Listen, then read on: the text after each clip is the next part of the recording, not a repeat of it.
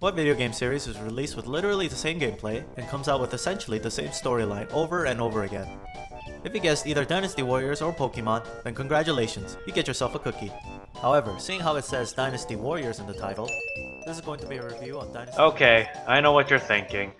Finally, you've made this review, you piece of shit. Or, hey, this is just your Dynasty Warriors 7 review, and you know what? You're absolutely right. But here's the thing about Dynasty Warriors 8. It's the same exact game as Dynasty Warriors 7. Even more so than any other Dynasty Warriors game before. And what way you say? Well, I'll tell you how. But first, let's get the good and the bad out of the way. The good stuff. Number 1. Remember how in Dynasty Warriors 7 I complained about how the story mode made you use a pre-selected character per level, even though there were like other characters you could have been for that particular stage? Well, rejoice kids, because the Koi Omega gods heard the prayers and decided to give us a few options this time around. Good job. Here's a light gamut certified sticker. Number 2. Attack and defense subs. They no longer exist. It was fine in Dynasty Warriors 2 to 4 when the roster wasn't as big as it is now. But in Dynasty Warriors 8, there's 82 characters. 82! If you're a completionist and we still had this archaic method, my heart would have went out to you because you would have been driven insane. Thanks again guys, another sticker for you. Number 3. Leanne sure is still super sexy and I want to bury my face in her boob. Number 4. The folks doing the English dub for this series have really stepped up their game. Sure, some of them still sound pretty bad. How dare you! But since 5, it's just been getting better and better. Feel the power of my magic!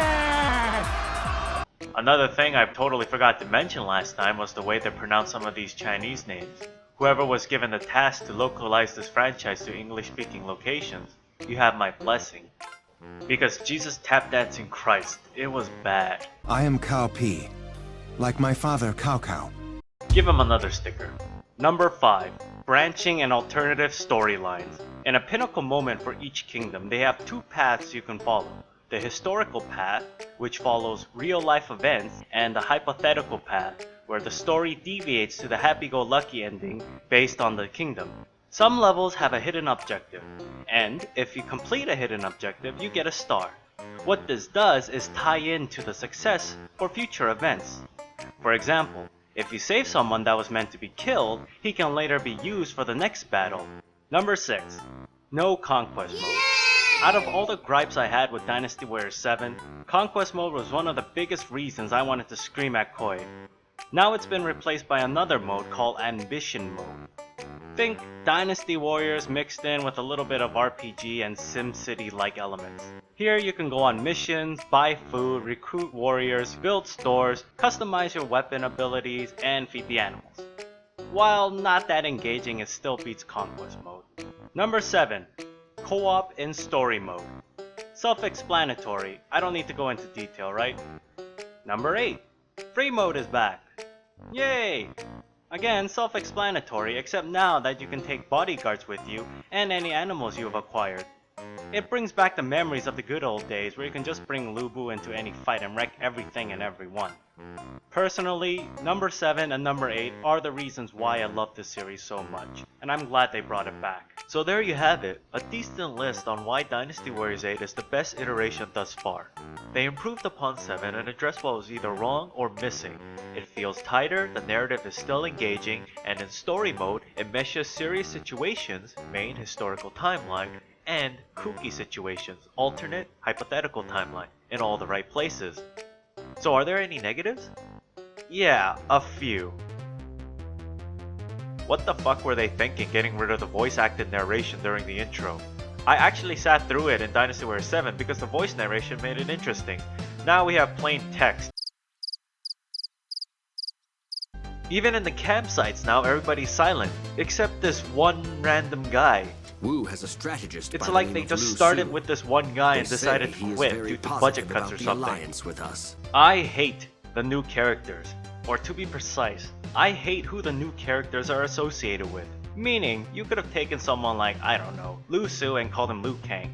Because with the Jin Dynasty here, you'd think they'd incorporate some of the newer generation characters so Jin actually has someone cool to fight against in their storyline instead of, you know, themselves, Jiang Wei, and old lady Lian Shi. I won't let anyone stand in my way. Like, holy shit, she should be like 80 by now.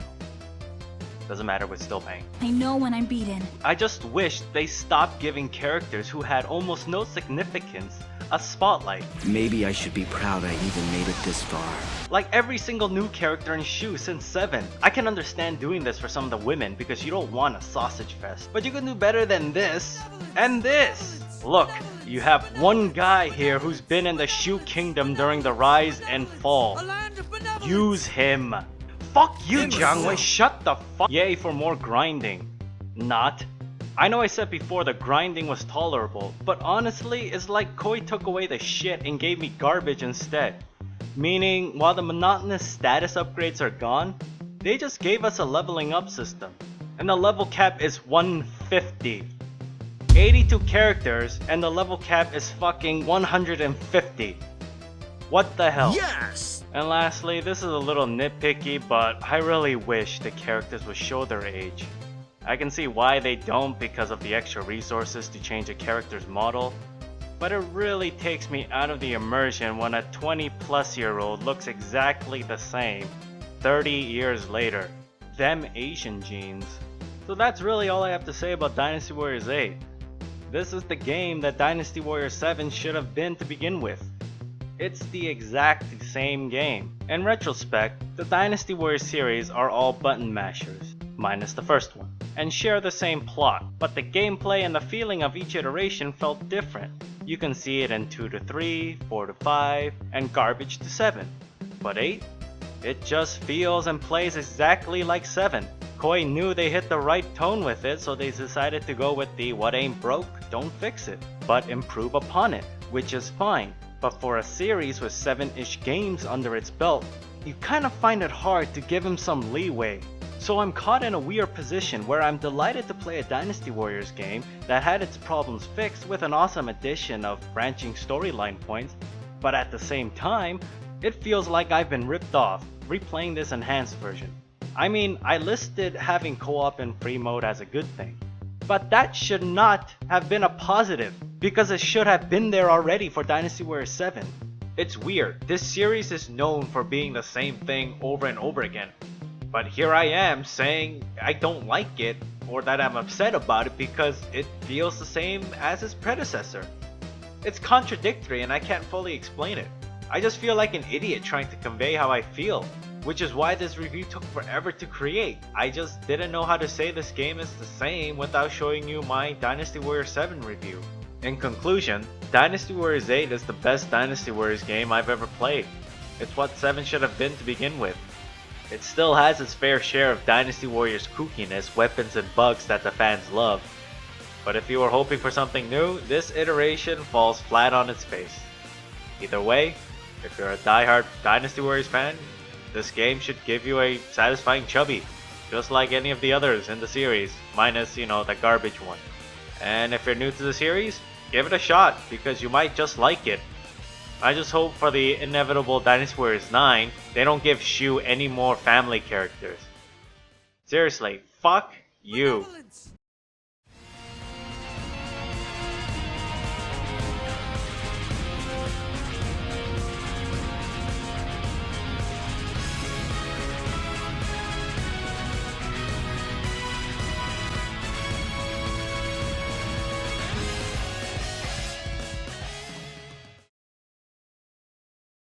A dike? Oh no!